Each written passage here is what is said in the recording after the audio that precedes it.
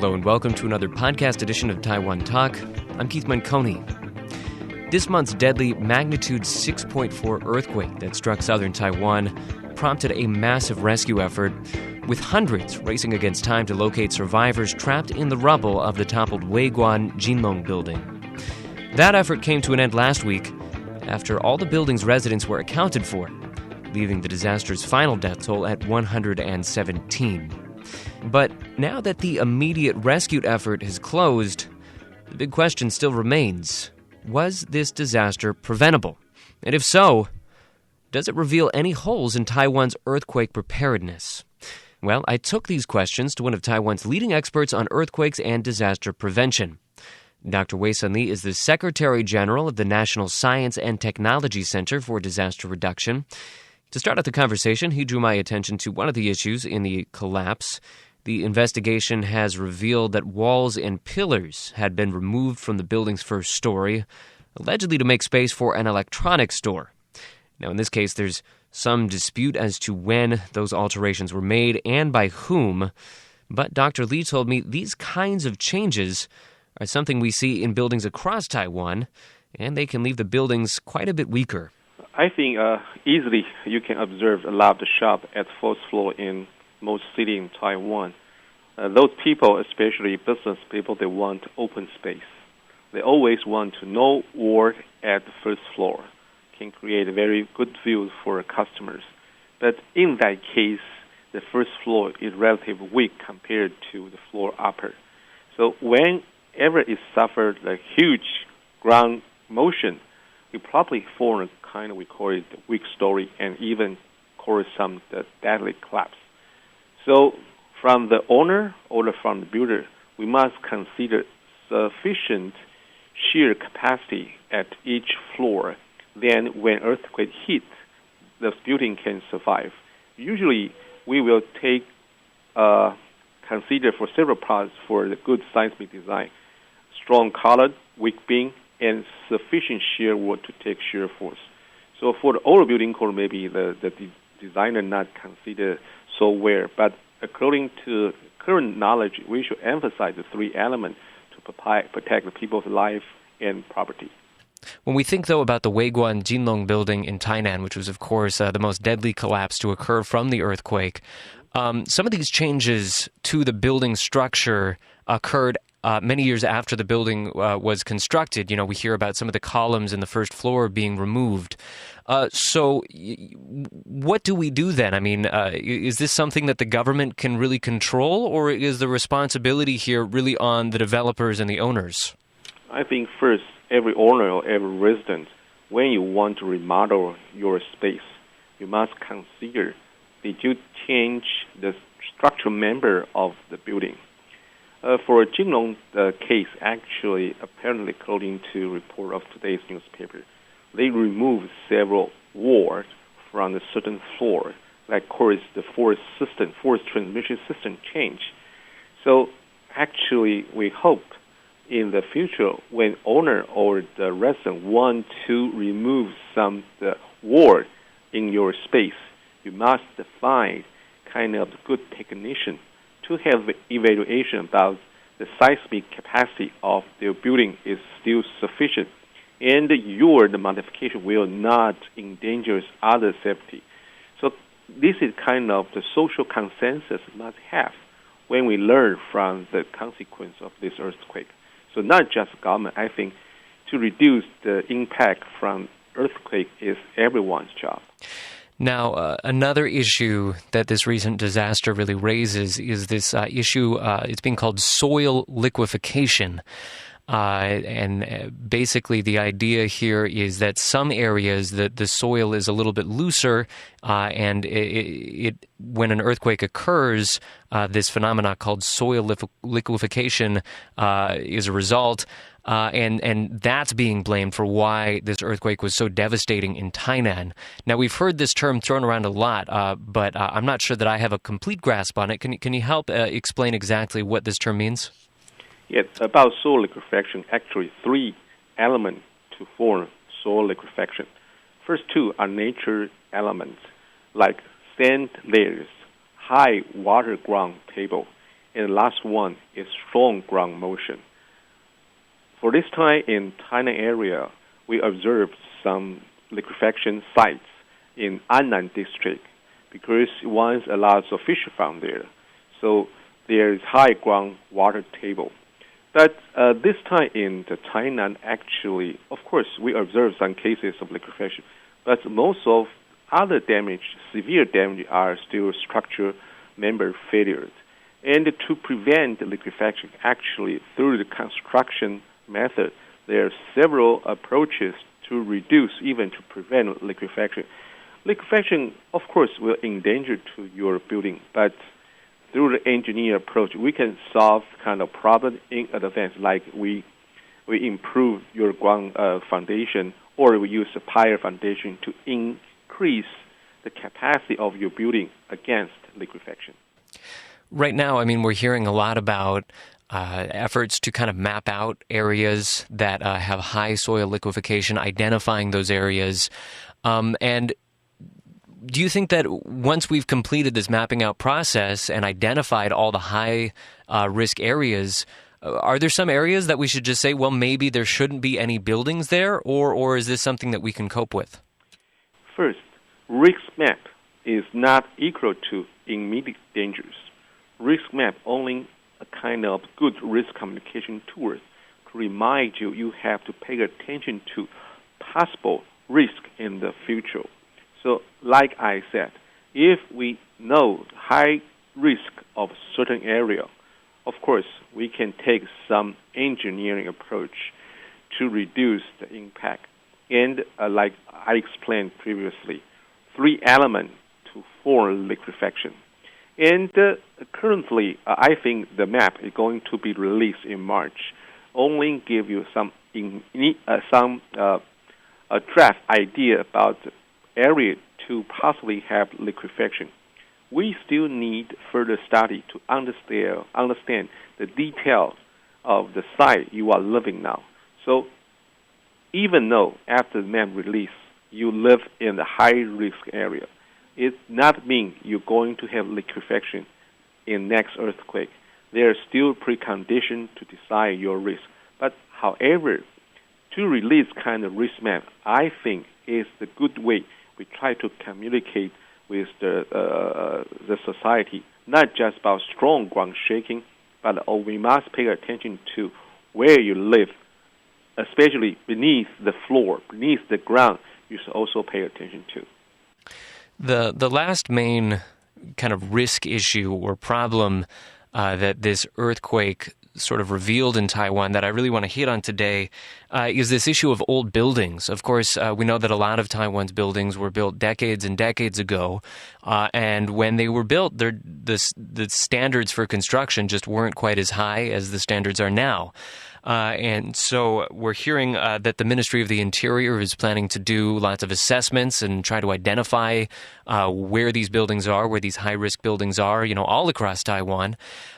Could you tell us a little bit about what has changed between, the building standards decades ago and now, and why that would pose such a concern? Structural engineers knows earthquake actually almost from the last century, especially use engineering approach to solve the problem. So we continuously upgrade the building codes. In Taiwan, we introduced the building codes since the 1970s. With the more earthquake we have, we continuously improve the core, especially after the Chichi earthquake in 1999. We make the huge change about the structure design, especially for the beam and column design. We emphasized strong column and weak beam to ensure we have good mechanism to withstand earthquake force. But like you mentioned, for the old and existing building, they could over 100,000 of building right now in Taiwan. So with this opportunity, especially we call it the window of opportunity, so people should think, first, we should really pay attention to survey safety of our building, especially how we use the building. Do we have any open space, especially kind of the markets beneath your building? Or during your buying a new home, did you do any modification of your room. So consider the several reasons, you will understand how to get prepared for the next earthquake. Like I mentioned at the beginning, to reduce impact from earthquake is everyone's job. Please, starting from your home. That is a fundamental thing. All right. And kind of the last thing that I want to touch on, because it brings us more into looking towards the future, is we also heard this week calls from both major parties, both the KMT and the DPP, for bringing the issue of earthquake preparedness and disaster preparedness into the front and center in this new legislative session. So proposals from both sides for what should be done by the legislature, new laws that should be passed to promote earthquake preparedness. I mean, and they're talking about more oversight for construction and also higher standards for some buildings. What do you think are the steps that the legislature really should be taking? And I know that you said, a lot of the responsibility does lie with building owners and occupants and really everybody in Taiwan. But just thinking from the perspective of the government for a second, what should they really be focusing on when they bring this issue in the next session? I think especially for kind of impact from earthquake, first, I think our government should provide some scenario to remind everyone if a big one hits, how about the consequence? Like in Japan, Japanese government updates kind of the scenarios to their citizens almost every 2 or 3 years to tell them if the big one hits a condo area, about a death toll, about time to restore public utility. So no matter government and the resident must understand what kind of risks they are experiencing now. This is called the scenario. Second step, no matter central and government or local government, according to kind of scientific study, they should promise to meet the gap. Because from the current the standard of the city of the seismic capacity, there should be a gap. But by what time scale government and no matter central or local government can fix the gap, can meet the demand. Another good way I think the government should think about is to redesign kind of the emergency response system. Consider have a group of professional commander respond for the emergency operation.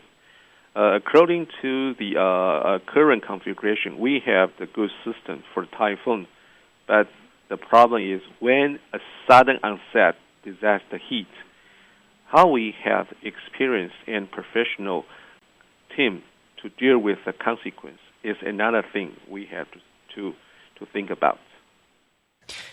Two specific proposals that we heard, though, from the KMT is, on the one hand, they're calling for more oversight when a building is constructed. They're saying, somebody who isn't involved in the deal really needs to be looking at the construction project and certifying that. And also higher standards, higher construction standards. And so they're saying those are two proposals that they want to see passed into law. Do you think that those are the most important steps right now? To ensure the construction detail is also important. Not just the good design. We need the good construction detail.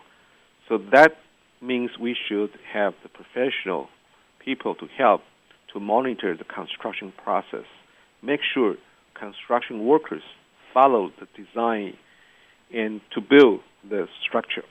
So kind of thing is very, very, very important to have the kind of third party to make sure to verify the construction process. And about a higher standard, actually, according to this time, the Thai history record, the earthquake in Tainan is not as big as the Chichu earthquake. But the problem is we have to review kind of the response spectrum in Tainan district, especially according to the record. This time, the ground shaking was even larger than it suffered during the Chichu earthquake. So I think first thing our government have to review the response spectrum in each district to look at those design spectra, it fit for a new structure design. But I still have to emphasize about old and existing building, there are really problems. For a new building, if they follow the new construction course, I think most of them are sufficient to survive from the next earthquake. So it's really a matter of enforcement and developers really following those rules. Yep. All right, those were all my questions. Is there anything else you wanted to add? If everyone has time, when you take the subway, when you're driving, even when you are shopping, please save 5 minutes to think. If an earthquake was hitting, how you respond, how you survive with a stranger standing beside you, because we never know when earthquake happens. So give yourself a scenario. If an earthquake happens, how you respond to. So basically, being aware of your surroundings and thinking through that possibility in your daily life. Yes, because I cannot give a kind of SOP, standard operation procedure against earthquake attack, but I only can give some standard operation principles to escape attack from the next earthquake. So you have to think about where and how to respond to next earthquake. Please spend maybe 5 minutes a month, create one scenario. A year you got a 12 scenario. So gradually you will know when earthquake hit, how you respond. All right. Well, we have been speaking today to Dr. Wei-sen Lee. He is the Secretary General of the National Science and Technology Center for Disaster Reduction. Dr. Lee, thanks so much for speaking with us today. Thank you. Thanks for listening to another podcast edition of Taiwan Talk. These interviews broadcast every Monday at 8 a.m. and 6 p.m. after the top of the hour newscast. You can also find them online on iTunes, the ICRT website, and now we've started posting them to SoundCloud as well. You can look for them there. Just search Keith ICRT. And you can find me on Twitter. I tweet at Keith Menconi. I'll be giving updates on new ICRT content as well as Taiwan news in general. That is it for the show today. We'll be bringing you some more extended type interviews in the next couple of days. That's something we've done in the past. Haven't really had time for it recently, but we'll bring you more of that very soon and hopefully sticking with it for some time to come. So look for that in just a couple of days. Thank you for listening. For Taiwan Talk, I'm Keith Menconi.